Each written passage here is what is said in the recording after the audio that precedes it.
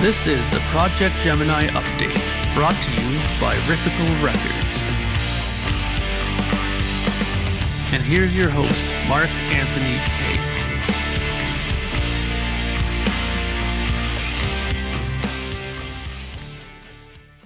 Greetings, friends, and welcome to episode 125 of the Projekt Gemineye update. This is going to be I wouldn't say a short episode, but it's one that's going to have very little of my yapping this time. Before we get to the things that I have planned for you today, I'd like to start by saying thank you very much to everybody who has participated so far in the pre-order of the Projekt Gemineye in the years 3073 Book 2 pre-order. It's been going really well. I'm very happy. Not only have people been pre-ordering the CDs and pre-ordering the digital album version. They've been, ordering the alternate CDs quite a bit. I've already gotten an order for the handwritten lyrics as well, which is great. And there's been people who've just been buying some of the older records. Some people that haven't been involved maybe from as far back as others have been buying a lot of the back catalog. A lot of CDs have been getting ordered lately. I'm very grateful for that. Wanted to say thank you for that. Also wanted you guys to not to forget to check out. There's two interviews that are out right now that are excellent as far as the album goes. If you want to learn more about the album and what to expect and stuff like that, there's an interview I did with Julian Gill on the Look It's Rock and Roll podcast, which is very well received and has been watched quite a few times. I'm very happy about that. And also the Progressive Palaver did a very, very good interview with me as well. That one you can probably find. You can find that on iTunes. They have that on there. I don't think it's on YouTube, but it is on iTunes. And I think if you go to their Progressive Palaver site, there's a link on their actual site as well. And that was a really, really well done interview as well. Speaking of interviews, I believe it was on the weekend. Yeah, see, I don't even remember when I'm doing this stuff. On the weekend, I did an interview with the guys from the Pottered in Hell podcast, and I was told that either Wednesday or Thursday this week, meaning that if today is Monday the 2nd, that means Tuesday would be the 3rd, Wednesday would be the 4th, so 4th or 5th of November, you should expect an episode of that with me. It'll be a bonus episode, apparently, talking about the album as well with the guys from Pottered in Hell. So there'll be quite a few options to check out, myself talking about the record. The other thing is, yes, this is important. See, I'm checking my notes again. I got a message from Robin at the Lacquer channel about the Lathe Cut EPs. I know a lot of you are probably wondering what's going on with that. She told me that, fingers crossed, the order will be done by the end of this week, which is fantastic because, we've been waiting for it, and because it is going to take time because they are, like I said before, they're done one at a time in real time, so these are really, really excellent, well done, lace cut records for you guys. And, so she says that it'll be done most likely by the end of this week. Hopefully, fingers crossed, the album covers that I got made and the inserts that I got made for this as well, because I'm going, making this a very legitimate release, just like my other ones as well. No, what's the term I'm looking for? No cut corners here. We're doing everything by the book. So hopefully those album covers and everything will be prepared as well by the end of the week. Who knows? Hopefully, let's keep our fingers crossed. And then we'll have the finished product. I will, of course, make a video to show you that I have them, and then they'll be off and shipped to you guys who have ordered it. Okay, so that's enough of my bibble babbling, and let's get on to something that I'm sure you guys were wanting to see and have been waiting for, and that is the keyboard segment for the mixing of a song segment that I'm doing. So let's cut over to that right now.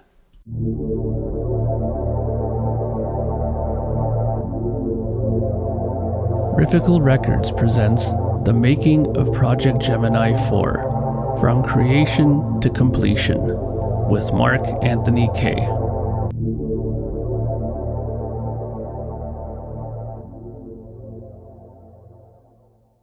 Greetings, friends, And as promised, we're here today to take a look at the keyboards for our Mixing a Song session. So this is going to be, again, taking a look at Sacred Sons. And as I said, we're going to be taking a look at the keyboards. Now, this yellow section here is the keyboards in the mix. Now, as you can see, there are 5 tracks. Now, this song is very guitar-oriented and very vocal-oriented and stuff. So the keyboards are there, but they're not as prominent in the mix as, you would probably expect them to be.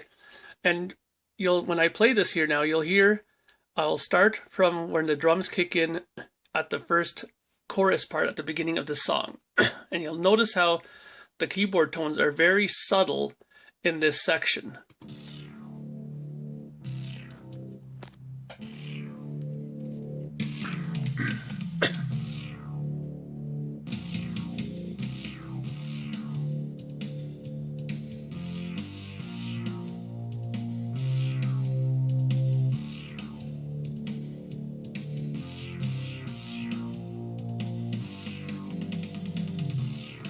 So there you go. That's the chorus part. Now, basically, what the keyboards are doing here is just doing some low-end reinforcement. They're just kind of giving all those sort of root notes some extra body and extra volume behind them.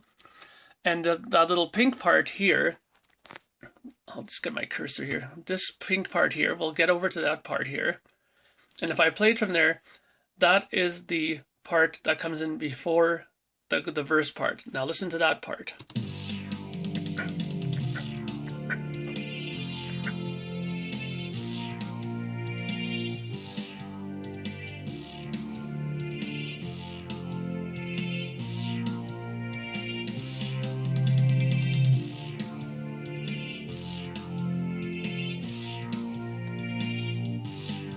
So that's the keyboard part that's in the chorus as well. That part is probably something that you might hear a little bit better in the song itself. But these parts are not meant to be heard like really loud. They're just there to fill in some space and to give it some more, some ear candy. Now the green part right here, we'll go to that. That's the pre-chorus part, and you'll notice that in the pre-chorus I added in here a Hammond organ.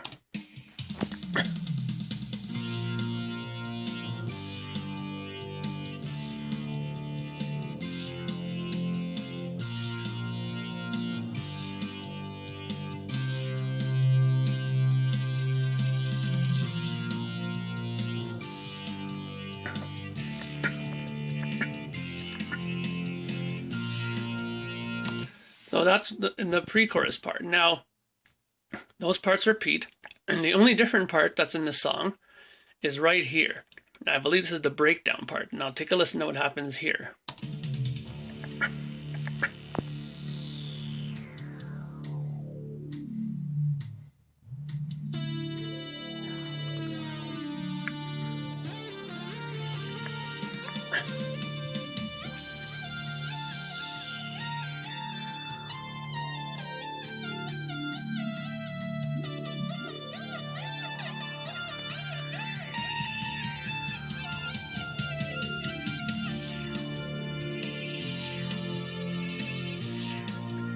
So that's the keyboard solo, and in the back is that sort of droning, sweeping sound that comes in that you hear in the mid part.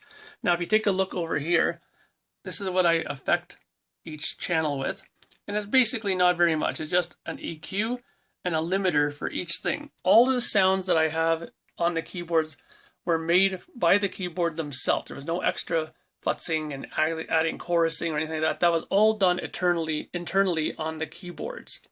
So, as you can see, this is an example of keyboards used to fill in space and to fill in sound to make it much more bigger than it would be without the keyboards, especially those yellow tracks at the bottom, which are bass low-end things. So there you go. That's keyboards. That's basically what I do to kind of reinforce some of my songs, and a little bit of an example of what kind of sounds I use for keyboard leads. Next time, we'll take a look at guitar solos. So there you go. There's a little bit about doing keyboards, as you can tell. Depending on the song, very much also depends on what I do with the keyboards. In this song, because it was more guitar-oriented and vocally oriented, the keyboards are very much more there for filling in space. A lot of low-end keyboard stuff to fill in some of the low end spaces, and the keyboard lead stuff is in there as well. For some other songs, the keyboards are more dominant. And I just thought about this as well, because there are different kinds of approaches I took on it. I might do a part 2 of the keyboards as well. Maybe after I do the vocal one, I'll come back to the keyboards and do a part 2 of that as well. So now, again, enough of my babbling. Excuse me. And let's get on to something that I'm sure a lot of you people have been wanting to see and have been waiting for. Let's go over to my excellent interview that I did with Mr. Lee Pomeroy. Yes, Lee Pomeroy, the bass player from ARW. Sorry, I got a frog in my throat or something. The bass player from ARW, the bass player from ELO currently. Also, It Bites, and lots of other fantastic things. Oh, how can I forget Steve Hackett?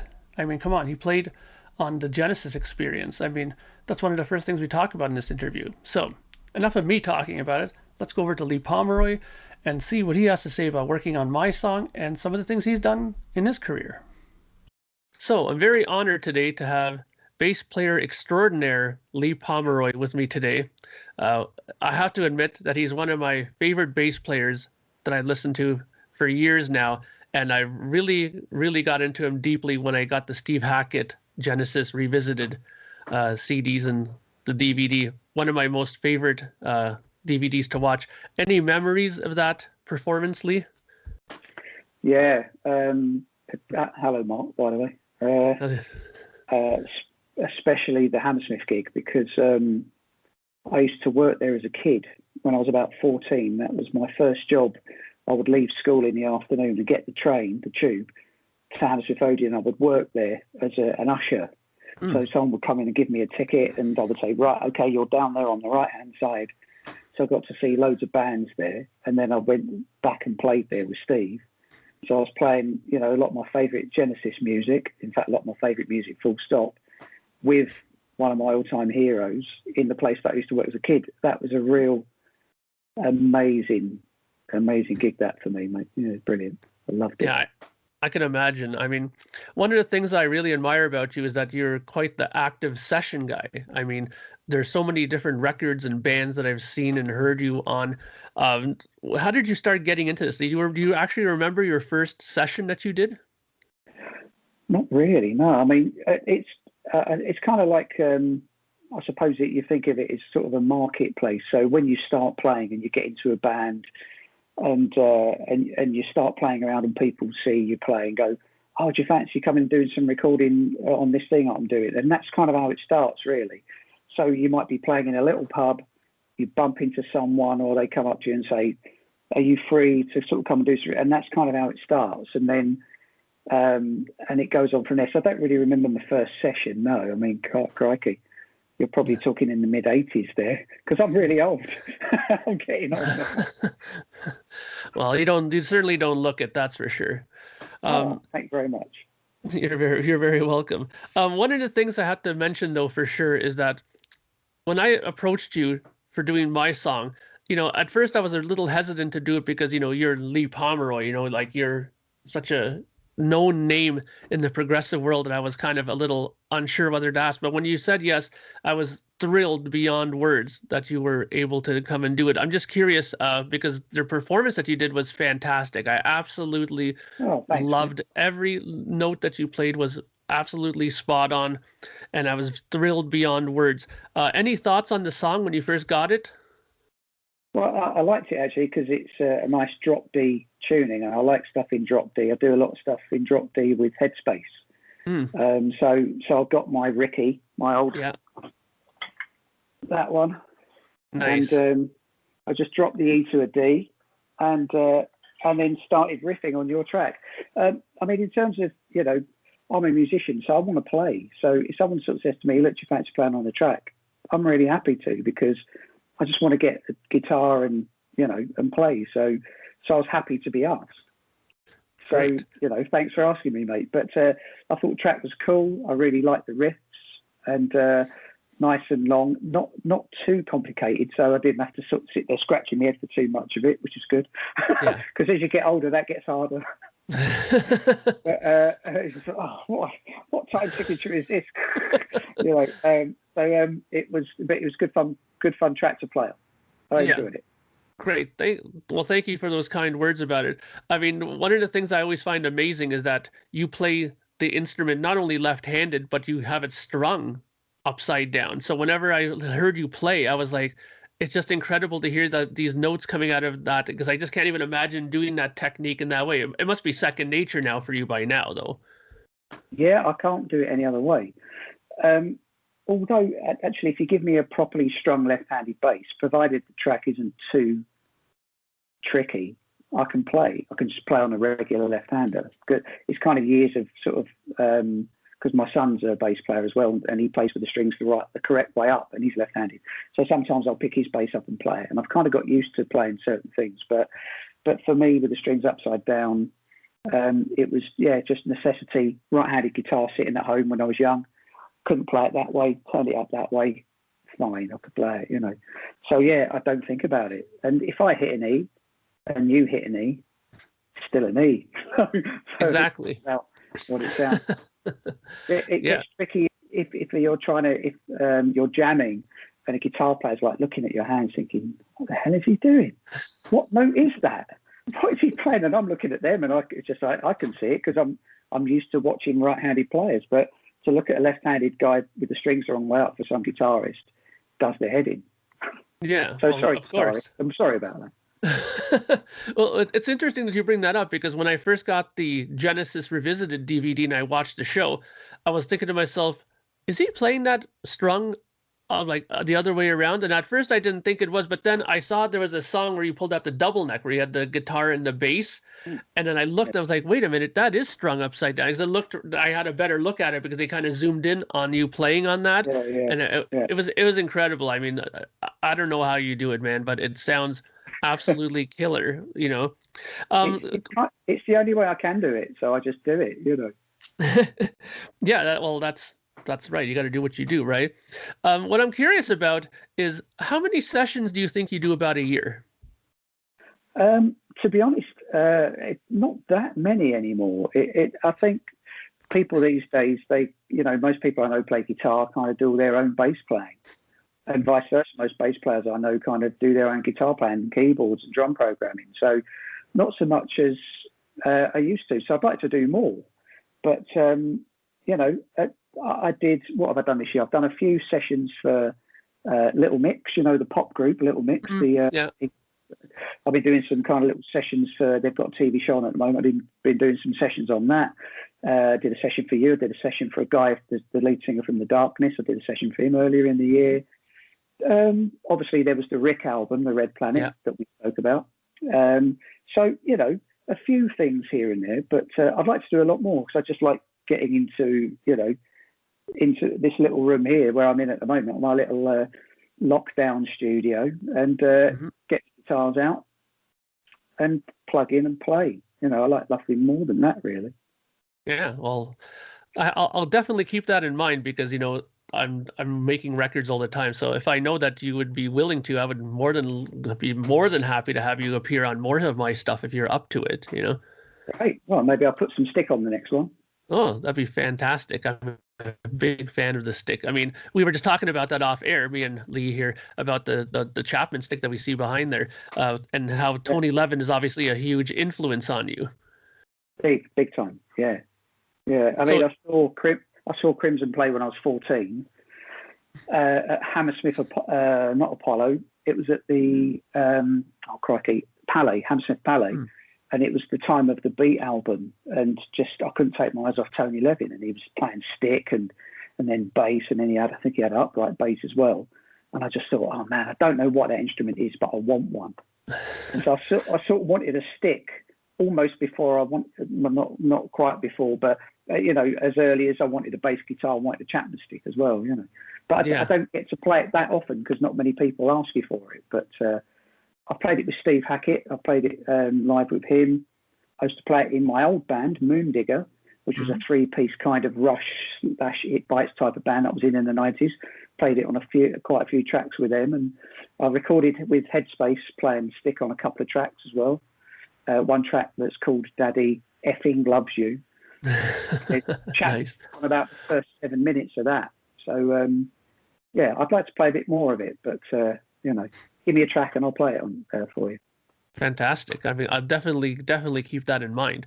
I'm just curious. Also, Nick Beggs was another big influence on me with the chat and stick.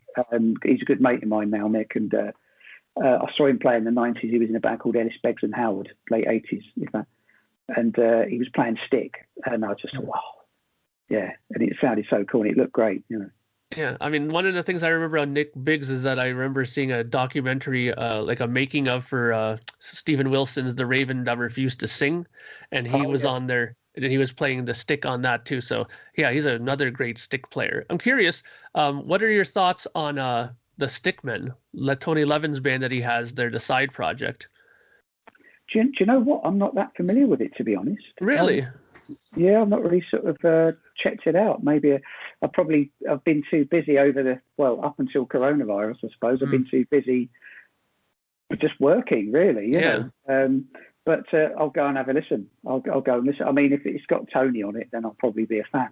I would highly recommend it because number one, if you go on Bandcamp and put in Stickmen, they have a lot of free albums that you can download from there, and it's a lot of live performances, and it's him, it's Marcus Ruckerman, or is another stick guy, and there's also the guy who plays drums for King Crimson now. Oh, forgetting his name now. Not Gavin Harrison. No, the other guy, the guy who was in from long time back. Pat Mastelotto. Yes. He's drumming. He's the drummer in the band, and so it's really fantastic stuff. I think that you would really, really like it. Now, what's interesting is that you brought up the fact that you're not really doing as many sessions before, and that I think that in a way that might be a kind of a good thing because it sounds like you're becoming more a member that's sticking in bands a lot longer, like ELO, for example, you're in now, right? Yeah. So is that more going to be like a more of a permanent situation for you in that, or how does that work? It's since 2014, which is when I started doing it. It's been on the basis of when Jeff wants to go and do something, we are the band that play. So if he decides in the future that he wants to go out and play again, then I'm sure we'll all be there. Yeah, but with COVID-19, we just don't know what's going to happen because live industry it's dead at the moment. It's completely stopped. So if Jeff goes out again in the future, then I think we'll all be there again. And I love doing that. So it's amazing. Jeff's great, brilliant to work for. Absolutely. And one of the things I'm keeping my fingers very crossed about is hoping that once this COVID thing is done with, hopefully very soon, then that I'm hoping that Mr. Rick Wakeman will maybe go out and maybe you would accompany him on, a tour with the Red Planet, because that's an amazing record and some of your best playing easily is on that record. So I'd love to hear you go on a tour with him. And I know that Rick is doing a Christmas show. I think he announced it that he's doing a Christmas show, probably like limited amount of people. But have you heard anything about that? Like, have you guys talked about maybe live stuff in 2021 or something? Or Yeah. Rick's already sort of said about that some of the things that we were going to do this year, sort of around March, April, May, that were obviously postponed. He's talking about doing them next year. So there were some shows in Europe, maybe a couple in the UK.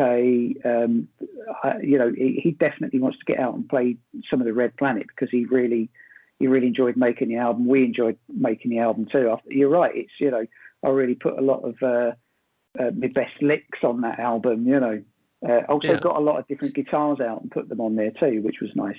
Yeah, I've got an old Stingray, preamble Stingray, that's on there. The Rickenbacker's on there. I've got my Fender Jazz basses on there, and fretless bass. But Rick definitely will tour as soon as we can get back to touring. Rick wants to go out and play these shows and play some of the Red Planet. So yeah. That's definitely in the pipeline. It just all depends on what happens with COVID-19, and so we'll see. Yeah, it's definitely been a major thorn in people's sides. I mean, for my record, my main gimmick with my record now is that I got nothing but guest bass players on my record. So you were one of the big players, because I mean you made a good point before saying that most guitar players do their own bass playing, and on the prior records that I've done, for Projekt Gemini. I did all the bass play, but I started realizing that sometimes you can tell when a guitar player plays bass, it has those little quirks that you don't necessarily hear a bass player do. So I really wanted to get some proper bass players on there. That's why I got you. I got a friend of mine, Joe Bailey, to play. I got David Donnelly, who's been around the block a few times with, you know, David Bowie people and stuff like that. And I also got Billy Sherwood to do a song as well. So yeah, so he did a really good instrumental for me as well. So so I'm very happy that you came on and did this, because honestly, I was so happy with the song that you did. I made it the first single and released it first because I really loved it so much. Right? Thanks for that, man. Thanks. Yeah, I heard it actually. Great. It's great. It sounds really good. Yeah, I was more than pleased with that. So before I let you go, I just want to ask you one more quick question, because I'm sure everybody who's a bass player who watches this will want to know. When you recorded this song, what was your approach with it? Did you go DI? Did you use a Kemper? Did you use a real bass amp? What was the kind of technique that you used? Well, the first thing I did was I in fact, I remember I asked you, didn't I? I sent you an email saying, any preference? Do you want the Rickenbacker? Do you want the Fender? I just gave you a little, and so you said, oh, can I have the Rickenbacker? So I said, okay. So once I knew that you wanted the Rickenbacker, you sent me the track, so I plugged into the Kemper first, found it, went through a couple of sounds on that. And then I thought, okay, I've got a really nice set of UAD plugins too, with an Ampeg plugin, which is fantastic. So then I plugged into that and tried a few sounds in that. And I think in the end, I went with the Kemper. So I used the Kemper. And it might even be one of my Yes settings that I had for the ARW tours. Oh, nice. That's great. And it sounded right. I plugged straight in. I thought, okay, remember that. That sounds great. And so then tried a few others to see which would fit in with the track. And then I think I just went back to the first one that I got, which was using the Kemper. Yeah. Well, I have to say, Lee, that was one of the moments that I started daydreaming about having you play on my music. Was I saw you with ARW when they came to Toronto, and I remember I talked with you and I talked with you and with your drummer. I keep forgetting his name. Lou Molino III. That's it. And we had a great chat outside. And I remember I recorded with you guys, and that show was absolutely fantastic. You guys played so well.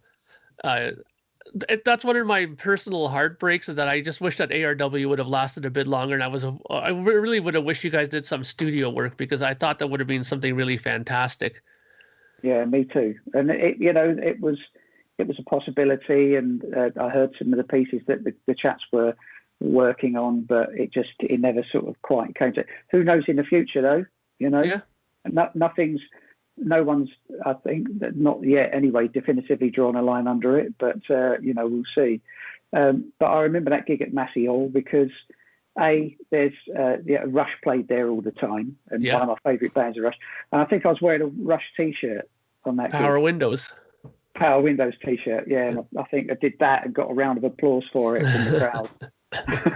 Yeah. So I was just like, giving Geddy that due respect that he deserved standing in his venue, So I remember that gig.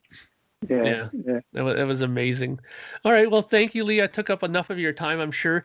Cheers, Mark. Thank you very much for being on here and for talking about things. And I hope to talk to you again soon about some more music. It's a pleasure. Cheers, mate. Take care of yourself. Take care.